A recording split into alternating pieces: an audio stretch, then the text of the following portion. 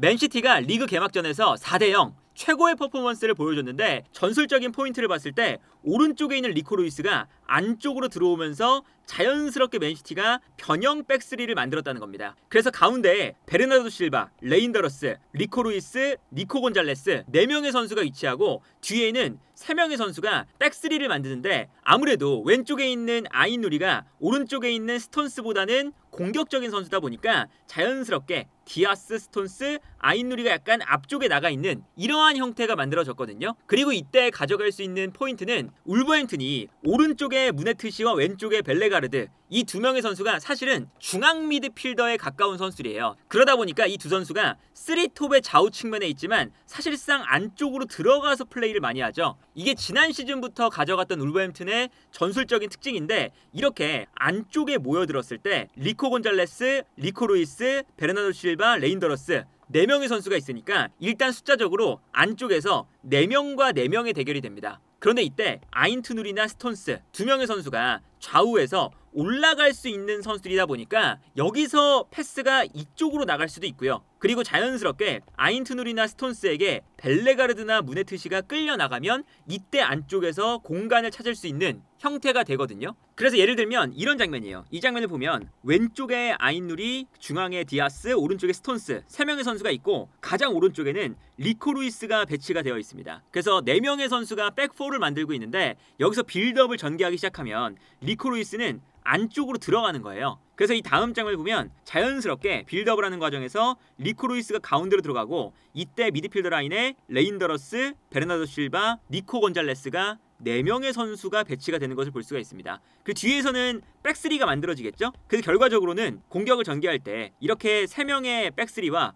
가운데에 4명의 미드필더가 배치가 되는 형태고요. 전체적으로 구조를 보면 백스리 그리고 중앙에 4명의 이제 미드필더가 배치가 되어 있고 최전방에 혼란, 왼쪽에 도쿠, 오른쪽에 오스카밥 2명의 이제 측면 공격수가 경기장을 넓게 쓰는 거죠. 그리고 여기서 이렇게 미드필더 라인에 4명의 선수가 있다 보니까 이 4명의 선수를 잘 활용을 하거든요. 그리고 이 왼쪽 오른쪽에 있는 스톤스와 아인누리도 굉장히 활용을 잘하게 되는데 일단 이 장면에서 보면 가운데에 기본적으로 미드필더 라인이 하나, 둘, 셋, 4명 4대4로 묶여 있어요. 그런데 여기서 아인누리가 왼쪽으로 달려가고 오른쪽에 스톤스가 경기장을 넓게 쓰기 시작합니다. 그러면 어떤 현상이 일어나느냐? 가운데 있었던 오른쪽의 무네트시와 왼쪽의 벨레가르드가 스톤스와 아인누리를 압박할 수밖에 없죠. 그러다 보니까 이 다음 장면을 보면 벨레가르드가 아인누리를 압박했고 최전방에 라르센이 디아스 그리고 왼쪽에 있었던 벨레가르드가 스톤스를 압박하고 있어요. 그러다 보니까 미드필더 라인에 순간적으로 맨시티가 수적인 우위를 가져갈 수가 있습니다. 그래서 가운데 있었던 리코 루이스가 중앙에 있다가 측면으로 살짝 나오면서 여기서 이제 패스를 받는 패스의 각도를 기본적으로 안쪽에 선수가 많다 보니까 계속 움직이면서 만들게 되는 거거든요. 이 장면도 보시면요. 미드필더 라인에 4명의 선수가 울버햄튼이 위치를 하고 있고 그리고 앞쪽에는 리코 루이스가 가운데로 들어가서 4명의 미드필더가 맨시티도 위치하고 있는 걸 볼 수가 있습니다. 근데 여기서 이제 어떤 포인트가 일어나냐면 왼쪽에 있는 아인누리가 측면으로 빠져요. 그러니까 어쩔 수 없이 중앙에 있었던 무네트시가 아인누리를 따라갑니다. 그리고 이 앞쪽에서는 라르센이 디아스를 압박하고 있죠. 그러다 보니까 여기서 앞쪽에 있었던 리코 루이스가 한 칸 내려가면서 요 사이에서 볼을 받을 수가 있어요. 그리고 이때 베르나르도 실바도 왼쪽으로 빠지게 되거든요. 그래서 이 다음 장면을 보면 니코 곤잘레스가 이 안쪽으로 내려갔는데 디아스가 약간 오른쪽으로 빠지면서 라르센을 끌어당기고 그리고 왼쪽에서는 아인누리가 빠지면서 무네트시를 끌고 나갑니다. 그러니까 이제 니코 곤잘레스에게 공간이 발생을 하는 거죠. 그리고 여기에 더해서 이 공간이 나니까 자연스럽게 디아스가 니코 곤잘레스에게 주는데 여기서 니코 곤잘레스가 받아서 이 앞쪽 공간으로 그대로 볼을 끌고 올라가게 되는 거거든요. 근데 이 앞쪽에서도 보시면 기본적으로 맨시티의 선수들이 곳곳에 있다 보니까 주변에 있었던 울버햄튼 선수들이 모두 다 이 공간을 떠나지 못하고 있어요. 그러니까 예를 들면 여기서 니코 곤잘레스가 볼을 끌고 올라오면 누군가는 이 공간으로 붙어줘야 되는데 이 주변에 이미 맨시티 선수들이 있다 보니까 여기서 울버햄튼 선수들이 달려 나오는 것을 머뭇거리고 있는 거죠. 주변에 있는 선수들을 마킹을 해야 되다 보니까 여기서 볼을 끌고 나오는데 분명 니코 곤잘레스가 이 사이 공간을 끌고 나오는데 이 공간이 그대로 열려 있습니다. 이 장면에서는 왼쪽에서는 한 명의 선수가 리코 루이스를 마크하고 있고 앞쪽에서는 한 명의 선수가 레인더러스를 마크하고 있고요. 그리고 오른쪽에서는 아까 베르나르도 실바가 측면으로 빠지다 보니까 측면으로 나가는 베르나르도 실바를 견제하고 있습니다. 그래서 결과적으로 니코 곤잘레스가 편안하게 이 라인 사이로 볼을 끌고 올라오는 그런 장면을 볼 수가 있었죠. 그리고 이때 베르나르도 실바에게 붙어있었던 선수가 안쪽으로 들어오니까 그제서야 측면에 있는 베르나르도 실바에게 패스를 보내주는 걸 볼 수가 있습니다. 한 칸 한 칸 울버햄튼의 미드필드 라인을 해체하는 작업을 하는 거거든요. 그리고 여기에 더해서 이제 어떤 방법도 사용을 하느냐면 기본적으로 이 안쪽에 실바, 레인더러스, 리코 루이스, 니코 곤잘레스 이 4명의 선수를 모두 울버햄튼의 선수들이 안쪽으로 들어와서 마크를 하고 있잖아요. 그러니까 중앙 지역에 자연스럽게 수비가 쏠리게 됩니다. 그러면 가운데에 수비를 쏠리게 만들어 놓고 맨시티가 좌우 측면에 있는 오스카박과 도쿠 이 2명의 선수에게 넓은 공간을 만들어서 패스를 넘겨줄 수도 있다는 거죠. 그러면 이 측면에서는 아무래도 대부분의 선수가 중앙에 밀집해 있다 보니까 측면 공간에서 볼을 끌고 올라가는 이 움직임을 편안하게 이제 할 수 있는 공간적인 여유가 생기는 거거든요. 그래서 특히나 이번 경기에서 오스카밥의 드리블 돌파가 굉장히 인상적이었는데 그런 장면도 맨시티가 굉장히 의도를 했던 장면이라는 거죠. 이 장면을 보면 뒤에 백스리가 있고 미드필더 라인에 4명의 이제 미드필더들이 밀집해 있습니다. 그러다 보니까 울버햄튼의 이제 미드필더 라인도 가운데로 당연히 밀집을 할 수밖에 없어요. 굉장히 촘촘하게 밀집이 되어 있죠. 그리고 심지어 여기서는 이제 어떤 플레이가 나오냐면 한 명 한 명씩 모두 이제 울버햄튼의 선수들이 주변에 있는 이제 맨시티 선수를 붙잡고 있습니다. 그러니까 디아스가 여기서 이 타이밍을 보고 있다가 가운데로 들어가요. 그러면 디아스가 가운데로 들어가면 수많은 울버햄튼 선수들이 가운데로 이제 밀집을 할 수밖에 없겠죠. 그래서 이 다음 장면을 보면 디아스가 과감하게 볼을 끌고 안쪽으로 들어가니까 모든 이제 울버햄튼 선수들이 가운데로 쏠리고 있는 장면을 볼 수가 있습니다. 이때 측면 공간에는 넓은 공간이 나니까 화면에는 안 보이지만 여기에 이제 오스카밥이 있거든요. 그래서 한 번에 오스카밥에게 패스. 그러면 오스카밥이 측면 지역에서 넓은 공간에서 볼을 잡습니다. 이러면 여기서 편안하게 이제 돌파를 할 수 있는 찬스가 생기는 거죠. 이런 장면을 잘 만들어요. 이 장면도 마찬가지로 순간적으로 가운데 지역에 모든 선수가 모여 있습니다. 그러니까 이제 편안하게 오스카밥에게 패스를 전해줄 수가 있었던 거죠.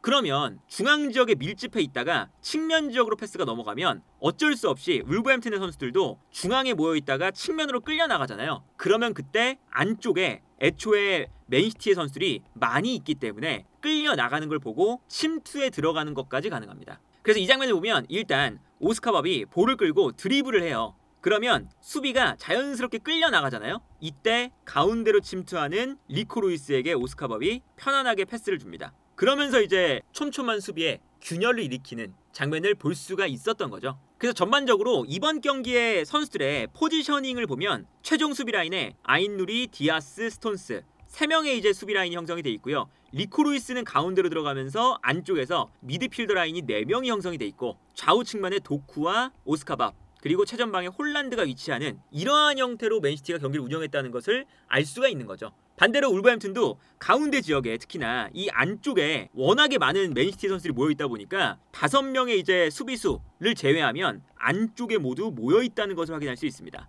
그래서 이러한 패턴 자체도 맨시티가 의도했던 패턴이라는 거거든요. 그리고 그 과정에서 가장 눈에 띄었던 선수가 바로 레인더러스였는데 기본적인 미드필더 구성은 이렇게 역삼각형 형태의 미드필더 라인을 만들고 있을 때 레인더러스가 오른쪽에 있는데 리코 루이스가 안쪽으로 들어오니까 자연스럽게 가운데로 들어가서 꼭지점 역할을 하게 되는 거거든요. 근데 이 꼭지점 역할을 할 때 재밌었던 게 뒤에서 이제 맨시티가 빌드업을 할 때 레인더러스가 어디로 움직이느냐에 따라서 빌드업이 전개될 때가 굉장히 많았어요. 예를 들면 무네트시라던가 벨레가르드는 스톤스와 아인누리를 견제를 하고 있고 가운데 있는 라르센은 디아스를 압박하는 동시에 니코 곤잘레스를 압박하고 있습니다. 이때 실바와 리코 루이스가 순간적으로 수비를 끌어당기면 이때 비어있는 선수가 바로 레인더러스였던 거예요. 그리고 레인더러스가 어떤 플레이를 굉장히 잘했냐면 예를 들어서 실바가 수비를 끌고 나가면 이때 움직여서 좋은 공간으로 들어가서 이 공간을 찾는 이런 움직임을 굉장히 부지런히 그리고 잘 가져가는 모습을 보여줬습니다. 그래서 예를 들면 첫 번째 골이 나올 때 이 레인더러스가 가운데에서 오른쪽에 리코 루이스, 왼쪽에 베르나르도 실바 요 두 선수를 굉장히 잘 활용을 하거든요. 그리고 타이밍을 굉장히 잘 봐요. 여기서 일단은 베르나르도 실바에게 선수가 한 명 붙어있고 뒤쪽에는 니코 곤잘레스에게 수비가 붙어있습니다. 그러다 보니까 가운데 있는 레인더러스에게 패스를 줄 수가 있었죠. 근데 여기서 레인더러스가 패스를 받아서 몸을 돌리는 순간 굉장히 재밌는 장면이 기본적으로 2선 자리에 리코 루이스가 들어가 있고 실바가 안쪽으로 들어가 있고요. 그리고 앞쪽에 홀란드가 있다 보니까 여기서 레인더러스가 몸을 돌리자마자 이 선수들이 전방으로 달려가기 시작합니다. 그러면서 수비수들을 뒤로 물러나게끔 만들어요. 다른 각도로 보면 뒤에 백스리가 만들어져 있고 좌우 측면에 도쿠와 오스카 보브, 최전방에 홀란드, 오른쪽에 리코 루이스, 왼쪽에 실바가 있죠. 그리고 중앙에 이제 니코 곤잘레스와 레인더러스가 볼을 끌고 올라오는 건데 여기서 가장 앞쪽에 있는 3명의 선수가 달려나가기 시작을 합니다. 그러니까 자연스럽게 수비 라인이 뒤로 물러날 수밖에 없겠죠. 그리고 미드필더 라인도 앞쪽에서 분명히 레인더러스가 볼을 끌고 올라오는데 뒷걸음질을 칠 수밖에 없는 그런 상황이 만들어져요. 만약에 뒷걸음질을 안 치면 아무래도 이 라인 사이로 레인더러스가 패스를 줄 수도 있고 그러다 보니까 어쩔 수 없이 뒷걸음질을 치게 되는 거거든요.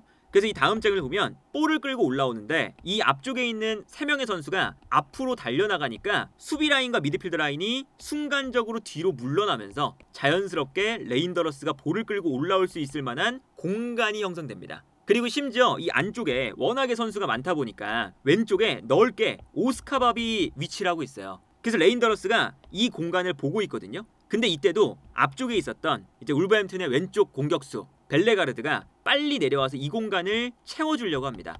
그래서 레인더러스가 여기서 판단력이 굉장히 좋은데 이 모습을 보고 패스를 안 줘요. 그러면 자연스럽게 벨레가르드도 내려가서 굉장히 많은 선수가 이제 미드필더 라인에 내려가 있는 거죠. 그런데 여기서도 이제 레인더러스가 얼마나 이제 영리한 선수였냐면 순간적으로 모든 선수가 내려가니까 특히나 이 앞쪽에 있었던 벨레가르드는 왼쪽에서 스톤스를 방해하고 있었거든요. 맨시티의 백스리에 스톤스를 방해하는 역할이 벨레가르드였잖아요. 근데 벨레가르드가 내려가 버리면 스톤스가 넓은 공간을 가질 수가 있죠. 그러다 보니까 이 다음 장면을 보면 레인더러스가 스톤스를 바라봅니다. 패스를 주는 척을 해요. 그래서 패스를 주는 척을 하니까 순간적으로 뒤에 있었던 울버햄튼의 미드필더가 달려나오면서 이 공간을 끊어내려고 예측 수비를 합니다. 그러니까 레인더러스가 요 안쪽으로 볼을 끌고 올라가요. 굉장히 영리한 드리블이었죠.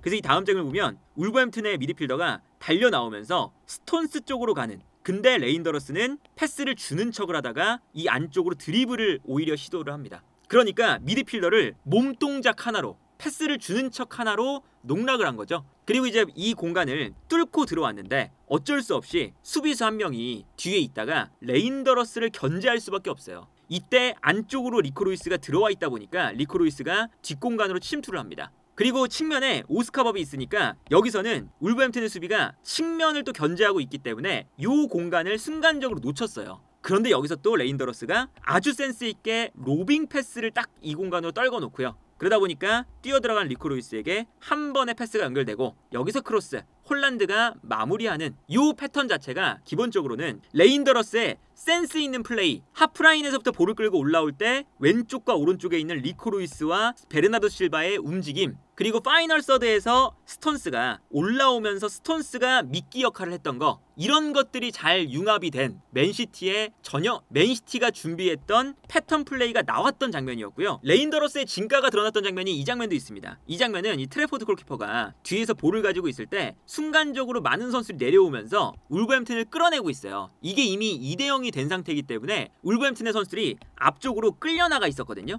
근데 이때 이제 어떤 일이 발생을 하냐면 이 장면을 보면요, 뒤쪽에 리코 루이스, 그리고 스톤스, 니코 곤잘레스, 디아스, 왼쪽에 아인 누리까지 많은 선수들이 내려가서 울버햄튼 선수들을 앞으로 끌어당기고 있어요. 그런데 이때 레인더러스가 이 모습을 보고 순간적으로 앞으로 달려나갑니다. 그리고 이때 앞쪽에는 홀란드가 있으니까 울버햄튼의 수비수들은 뒤쪽에 또 붙잡혀 있어요. 앞으로 수비를 끌어내고 홀란드 때문에 수비 라인은 못 달려나오고, 그래서 여기 공간이 생기죠.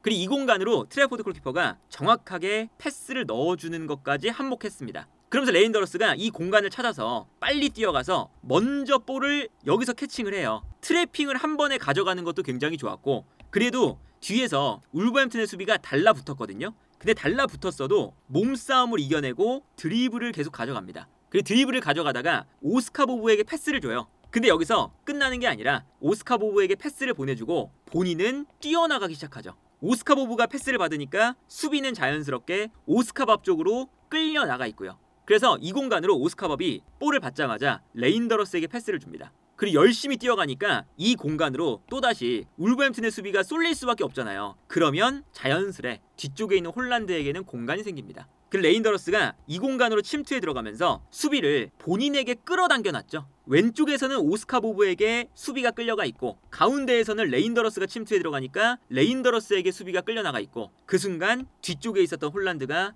안쪽으로 들어오고요. 레인더러스가 홀란드에게 패스를 줍니다. 그러면서 홀란드가 마지막에 마무리하는 장면, 이런 장면을 보면 레인더러스가 얼마나 이 움직임을 잘 가져가면서 수비 라인의 공간을 만들어주는 선수인지를 확인할 수 있었고요. 마지막에 맨시티가 교체를 가져갔을 때도 거의 비슷해요. 도크 대신에 마르무시, 그리고 앞쪽에 홀란드 대신에 셰르키가 들어갔고요. 오른쪽에 누네스가 들어가고, 그리고 수비 라인에 후사노프가 들어갑니다. 그리고 베르나르도 실바 대신에 오라일리가 들어가거든요. 그런데 사실은 거의 비슷한 전형이에요. 누네스가 들어오면서 미드필더 라인이 4명이 될 수도 있고, 그리고 홀란드 대신에 셰르키가 들어왔으니까 셰르키가 내려와서 미드필더가 4명이 될 수도 있습니다. 기본적으로 이 안쪽에서 미드필더 숫자를 어떤 방식으로 많이 만드느냐, 셰르키가 내려오느냐, 누네스가 들어오느냐, 여러 가지 이제 또 패턴이 추가가 된 거죠. 그래서 득점이 나올 때 보면 가운데에 정말 많은 선수가 있습니다. 안쪽에 오스카 보브도 있고 앞쪽에 오라일리도 있고요. 셰르키, 니코 곤잘레스, 그리고 올라오고 있는 아인트 누리까지 있어요. 그 레인더러스는 여기서 이미 침투해 있었기 때문에 안쪽으로 들어오면 레인더러스까지 미드필더가 추가가 되는 거잖아요. 정말 많은 선수를 현재 울버햄튼이 막아야 되는 상황이 있습니다.